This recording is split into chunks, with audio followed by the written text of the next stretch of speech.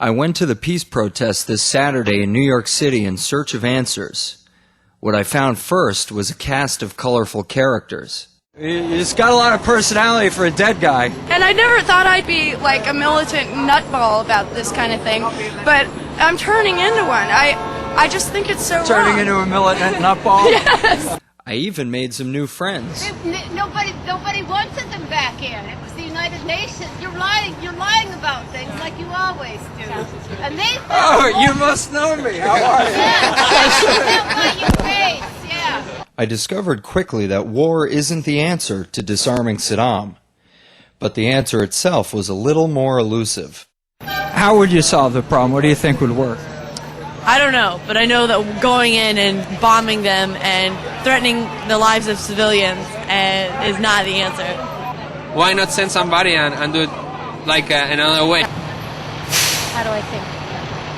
You know, I don't really, I mean, to me it seems, I don't know. Maybe somebody like James Bond and kill the guy, you know?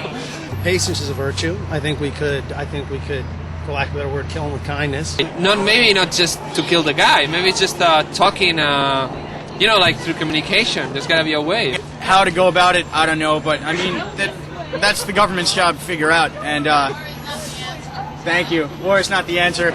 Generally, the protesters argued that we should rely on the United Nations to disarm Iraq. Why do you think it was then that between 1991 and 1998, when the UN was inspecting Iraq, they were unable to disarm Iraq? It's a horrible, huge question. How much time do you think the inspectors should be given? This is a ridiculous question. I mean, I don't know. How long do you think the inspectors should be given in Iraq? I mean, yeah, it's just not. I cannot tell. Do you think that in the past the world community has lived up to its responsibility to deal effectively with Saddam Hussein? No. But you think that they would do it now?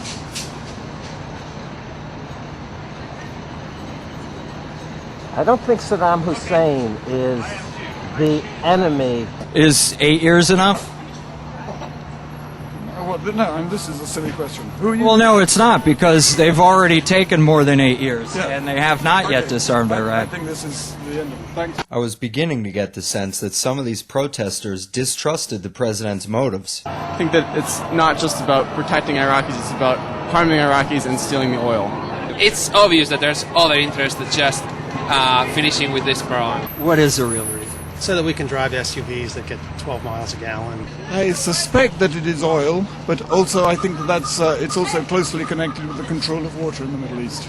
He wants to be in charge of Iraq. He wants to basically dominate everything. Oil. To distract us from the economy. World global domination. The horrible atrocities and exploitation of resources committed by the American government in the wake of the first Gulf War gave people ample reason to suspect our motives now. Do you think that he's going to keep the oil fields after the war? Well, yeah. Why didn't we keep the oil fields after the original Gulf War? I don't know. Perhaps you didn't have such a bastard as a president. We occupy like dozens of countries continuously, and the idea isn't to get out. I think the idea is to go in and pretty much be there forever. Why do you think then that we did not do that after the first Gulf War? Gee, I don't know. Fair enough. Why do you think that we did not do that after the first Gulf War?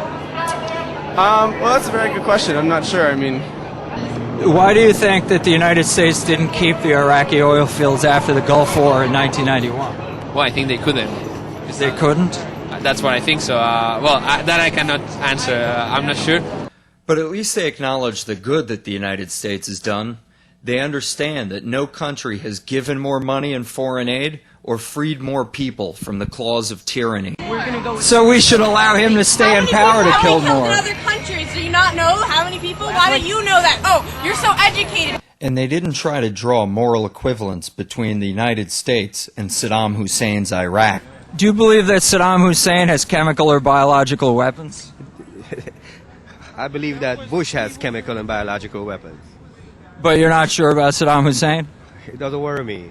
It hasn't worried me for any amount of time. He said he does not. I think we pose a much larger threat. We have all throughout South America. We have all throughout the Middle East. we know that we have those weapons we should also be disarmed. I think everyone should be disarmed, including the United States. We are the world's largest military and also the largest stockpile of weapons, biological, nuclear, tactical, everything, right? The protesters presented solid arguments to back up their skepticism of the president. He wouldn't know anything about diplomacy. He'd never been out of the country, before he was elected. Maybe he went to Mexico or Canada. I don't remember. How would you compare Bush to Hitler? How are they similar? There's many analogies in their policies. Would I compare Bush to Hitler? Yeah.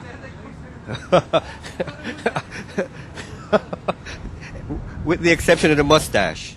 Although the protesters didn't make the case to back up their opinions, they did seem like nice people for the most part, the kind of people I'd be happy to call friends. But I don't think the name-calling or extremist language helps their cause.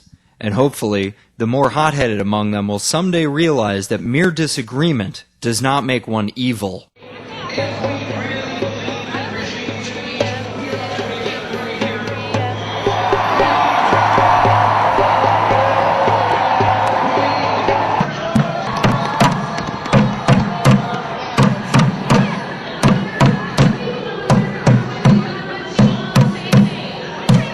So given that sanctions and war are off the table, how would you disarm Saddam Hussein? I'm against sanctions.